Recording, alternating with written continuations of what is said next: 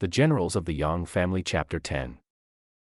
And let me tell you, this isn't just some old war story. It reads like a modern political thriller. Mhm. You've got spies, you've got bribery, psychological warfare, and they're not really dysfunctional workplace. It's a masterclass, really, in what strategists call the counterplot, the alienation plot. The whole goal isn't to destroy the enemy army. It's to destroy the trust between the enemy general and his king. So you don't kill the general on the battlefield, No, you kill his reputation back home. You make his own boss do the dirty work for you. which is brutal, but so effective. So let's set the scene. We're with the Song Dynasty, Emperor Taizong. What's the vibe in the camp? Because from my reading, things are not going great. Not great at all. The source uses this phrase, men by you. It basically means he's depressed, he's frustrated, just completely unhappy. Aye. Because he's trying to conquer the northern Han kingdom and he's hit a brick wall, a huge one. And that brick wall has a name, General Yang Ye, The Yang Ye, the legend. the very same. He's the shield of the northern Han. And as long as he's in charge of that army, the Song forces just, they can't break through. So Emperor Taizong knows she can't win a fair fight. He can't. Not sword against sword. So the whole conversation in the war room, it shifts. It stops being, how do we overpower him? And it starts being, how do we get him fired? And that's where the 8th Prince, the Bawang, he steps in, he sees the Emperor sulking and says, hey, I've got an idea. But they need a very specific kind of person for this, don't they? They do. Not a warrior. Not a warrior at all. They need an agent. And they pick this man, Yang Guangmai. And what's interesting is what they give him for the mission. Emperor Taizong gives him 1,000 taels of gold, 1,000 bolts of brocade, and a whole pile of jewels. That's a staggering amount of money. That's not just travel expenses. No, it's a war chest. Yeah. And it tells you this isn't some normal diplomatic mission. Guangmai is walking into enemy territory, deep into the capital, not to talk peace, but to buy a betrayal. It's incredibly dangerous. Oh, if he's caught with all that by the wrong person, he's dead on the spot, no question. Okay, so Guang Mei takes the gold. He sneaks into the city.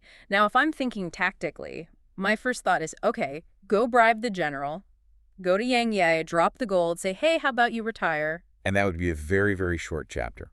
Because Yang Ye is this Confucian ideal of loyalty. He's incorruptible. Right. If you walked into his tent with that offer, he would have your head off before you even finished the sentence. So you can't go through him. You have to go around him. Precisely. You find the weak link in the chain. And Guangmei, he targets a man named Zhao Sui. Let's talk about Zhao Sui. What kind of guy is he? The source calls him a bakseng, which in this context really just means a sycophant, a favorite.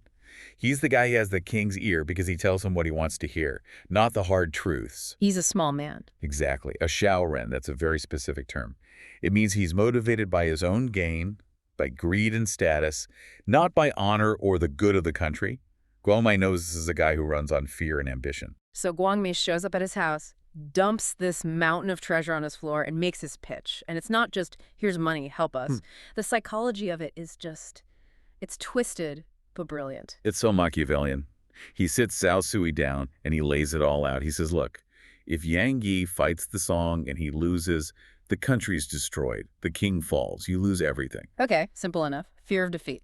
But then he does this pivot. He says, but what if Yang Yi fights and he wins? Oh, I love this part. He says, if Yang Yi defeats the great Song army, he's the hero of the nation. He'll be arrogant, powerful. And you, Zhao Sui, you'll be nothing. Just some guy who used to have the king's ear. Your influence is gone. That is the aha moment. He convinces the advisor that his own general winning a war is actually a bad thing for his career. He perfectly aligns Zhao Sui's personal ambition with the enemy's goal. He frames a peace treaty, which means getting rid of Yang Yi as the only way for Zhao Sui to keep his powerful position. And Zhao Sui, being the Zhao Ren that he is, he just eats it up, takes the bribe, gets jealous, and agrees to remove Yang Ye, which kicks off phase 2, the rumor mill. And this is where the coordination between the spy in the city and the army in the field becomes so critical. Rumors are just wind, right? You need something visual to back them up. So Zhao Sui starts spreading stories. He tells everyone in the capital that Yang Ye has already taken Song gold, and he's planning to betray the northern Han. Which is just deeply ironic considering who actually has a room full of Song gold. It's pure projection. Yeah. But the king, Lu Jun, He's not going to execute his best general just based on some gossip. He needs to see something. And this is where the Song Emperor Taizong plays his part. Guang Mei gets a message to him. The trap is set. Now you have to help me sell it. Right, and he tells the emperor to order a firm wall policy.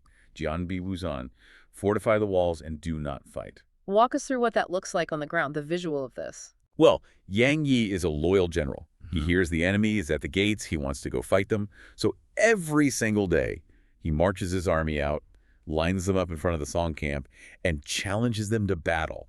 He's trying to bait them out. Shouting insults, everything. And the Song soldiers, Nothing. they do nothing. They stay behind their walls. They play cards. They take naps. Who knows? They just completely ignore him. Now imagine how this looks to the paranoid king back in the capital. That's the whole point. The king is already hearing these rumors that Yang Yi has made a secret deal. Now he sees his general going to the enemy camp every day. They shout a bit, no one dies, and then Yang Yi just comes back. Daily returning empty, as the text says. It looks like a fix. It looks like collusion. The firm wall makes the lie look like the truth. So the trap is set. King Lu Jun is getting more and more paranoid, and Zhao Sui decides now's the time to close the deal. He goes to the king and says, it's not just a rumor, everybody knows. And he brings up the past, doesn't he?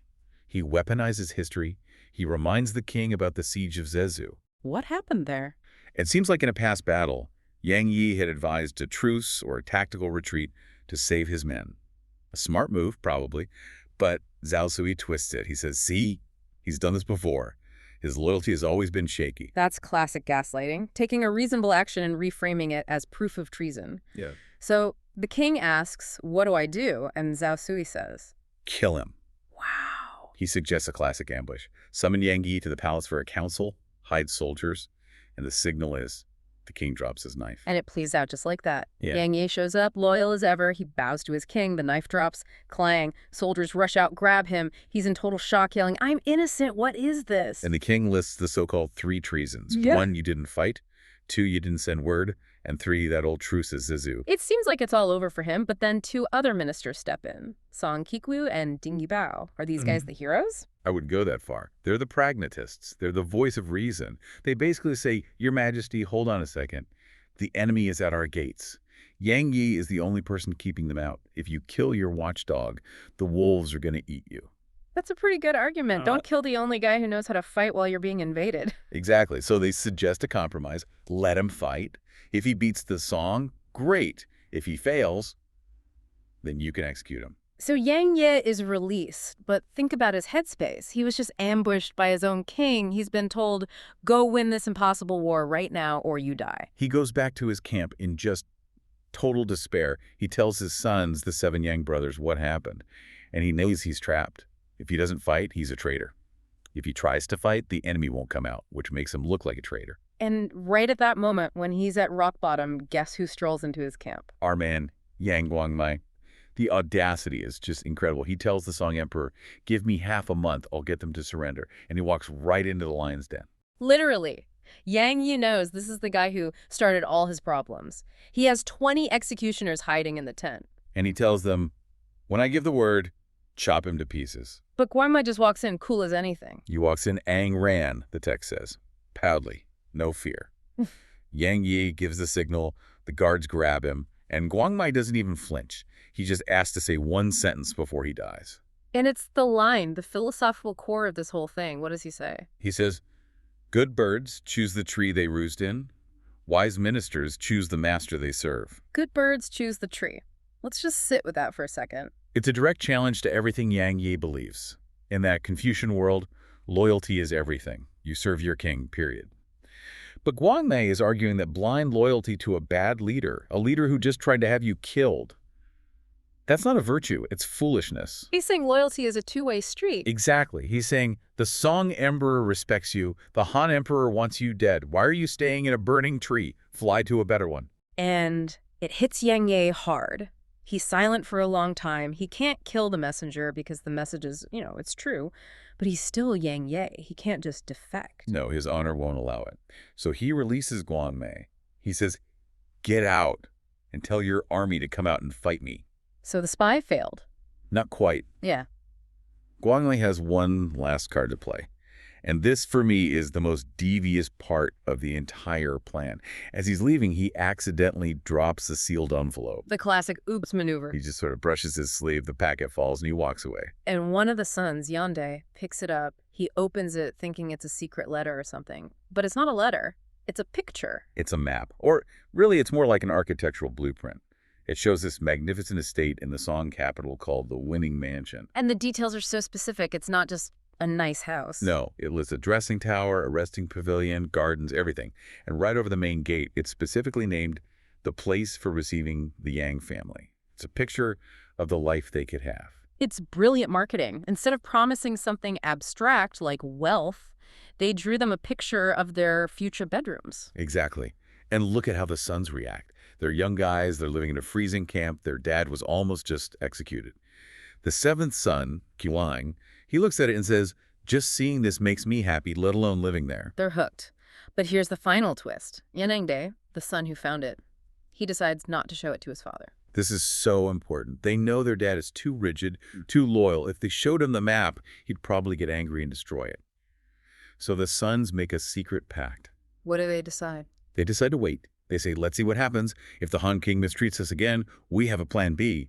We have a home waiting for us. So the alienation plot worked on two levels. It drove a wedge between the king and his general, but it also drove a wedge of secrecy right between the general and his own sons. It did. The Song didn't just break the chain of command. They planted the seeds of defection right inside the family. They used money on the politician, silence on the general, and a picture of a house to tempt the kids. Yang Linggong, we'll call him Yang Ye, is in what I'd basically call a toxic work environment. Right, absolutely. He's the top general for the Northern Han regime, fighting on the front lines. But everything behind him is just a complete disaster. A disaster is maybe putting it mildly. I mean, to set the scene, the Northern Han is this tiny kingdom, and it's squeezed between these huge empires. They're the underdog. Yang Ye is basically their entire defense. But the ruler, Lu Jun, is demanding these huge victories while at the same time cutting off all the resources to actually win.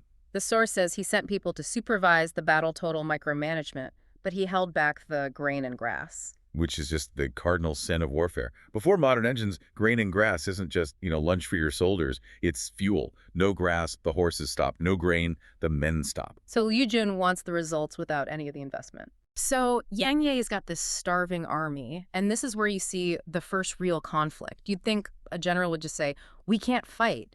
But no, Yang Ye's first instinct is to attack anyway. It's that old school mentality, isn't it? Yeah. He operates on this strict code of personal honor, and he knows his ruler is suspicious of him, so he feels like he has to overcompensate. His plan is basically a suicide run, just to prove he's not a traitor. But his own son stops him. And I thought this was so interesting because it's the reverse of the usual trope, the wise old general and the reckless young kid. Here, the son, Yang Lang, is the one saying, whoa, hold on. Yeah, Yang Lang is the pragmatist. He's looking at the facts on the ground, not some abstract honor code. He points out the morale. He actually uses this very specific term, ziluan, or self-chaos. Self-chaos. He's telling his father, look, if we march these starving men into a fight, the enemy won't even have to do anything. We will literally implode. We'll defeat ourselves. That's a powerful concept. The idea that your own internal weakness is the real enemy. It is. So he says they should retreat to Yangzhou and just rethink everything. But Yang Ye, he's stuck on his reputation. He says, what face do I have to see the heroes of the world?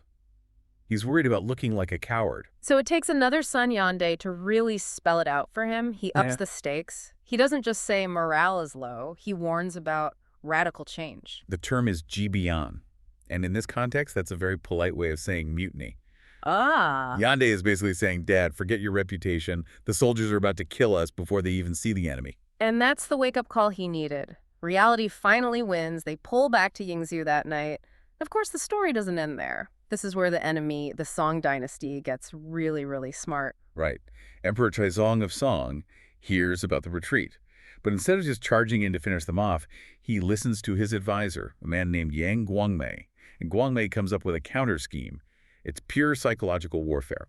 They're playing the long game. They don't want to destroy the Yang family. They want to recruit them. They want the talent. So they decide to use the Northern Han ruler's own paranoia against him. It's brilliant. They start spreading rumors in Yingzhou, where the Yangs are camped. And what's the rumor? The rumor is that Lu Jun, the northern Han ruler, is convinced the Yangs are about to defect.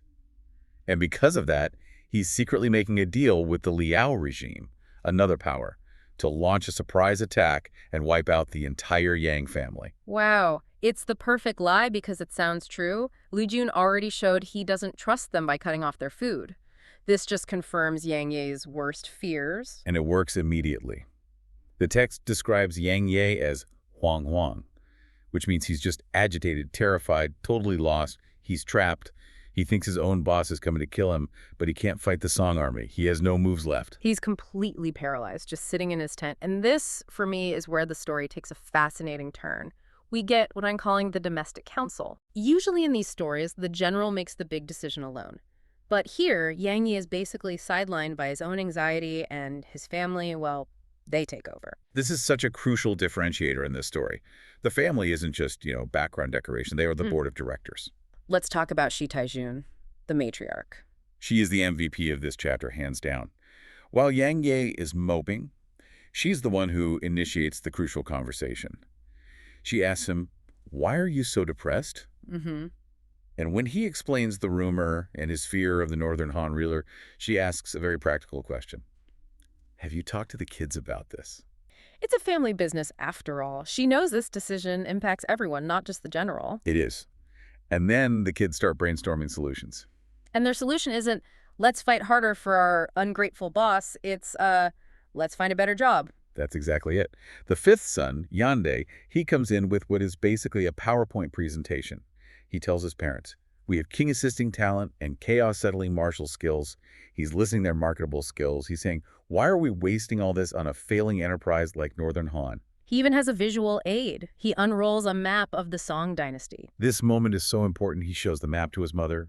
He's pointing out all the territory, and then his sisters get involved, 8th sister and 9th sister. They're just teenagers, 15 and 13. And I love this detail. They're not looking at the map for, military strategy. No. They're looking at the economy. They see how prosperous and stable the Song lands are compared to where they live. They completely reframe the discussion. It's not about betrayal anymore. It's about migration. They are actively pushing their mom to move the family somewhere they can have a real future. So you have the sons making a career argument and the daughters making a quality of life argument. Shi Taijun, his wife. But she's smart. She doesn't push Yang Yi while he's panicking. She waits. She waits for the perfect moment. The text says the next day while they're drinking wine and he's half drunk. Which sounds a little manipulative, but also very smart. It's incredible emotional intelligence. She knows that when he's sober and stressed, his pride is up, his defenses are high. But when he's a little relaxed, he's more open. And her argument, when she finally makes it, is just devastating. Yeah. She doesn't talk about safety. She talks about his legacy. It was right for the ego. She tells him, the years are pressing, you're getting older. If you stay here, you're going to die in obscurity, and history will remember you as just a martial man. Just a martial man. Oof. That's the knife twist. She's saying, you're just a weapon, a tool, unless you make a political move. And she gives him the alternative. Golden and stone fame. A legacy that lasts forever. She makes surrender sound like a promotion. It's not giving up, it's leveling up. It's the only way he can secure his place in history. And it works. He agrees. Shi Taijun, his wife, closes the deal. But, and this is so important, you can't just stumble across the battlefield with a white flag. If you do that, you look weak.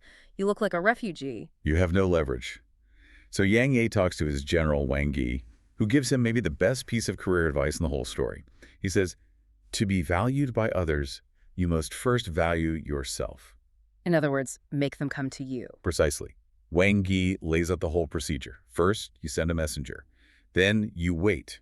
You wait for the Song Emperor himself to send a formal written invitation, an edict delivered by a high-ranking delegation. It completely changes the power dynamic. It's not, please hire me. It's, I am considering your generous offer. It preserves all his dignity. And the Song Emperor plays his part perfectly. He's ecstatic. He gets it. He doesn't just send some random messenger back. He assembles a team that is specifically designed to appeal to Yang Ye. Who does he send?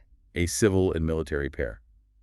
A civil official named Yu Sijin, chosen for his clear and bright speech, and a famous general, Huyanzan, known for his heroic spirit. That's a huge signal. We value your intelligence and we value your strength. It's total validation. Hmm. So they show up with the edict, and the wording of this thing is just a masterpiece of HR recruitment. It doesn't say surrender. It says, you are a nation-stabilizing talent stuck in a remote place. It's the big fish, small pond pitch. Come swim in our ocean. It is. It promises him huge responsibilities, wealth for his family, and that historical fame he craves. But even with all that, Yang Ye has one last moment of guilt. He tells the envoys, look, I feel ashamed. I failed my last boss, and I haven't done a single thing for you yet. Which is understandable. He feels like a failure. But the military guy, Huanzan, he has the perfect answer for this. Oh, it's pure genius. Yeah. He reframes everything. He says it was heaven's will. Heaven's will. Yeah.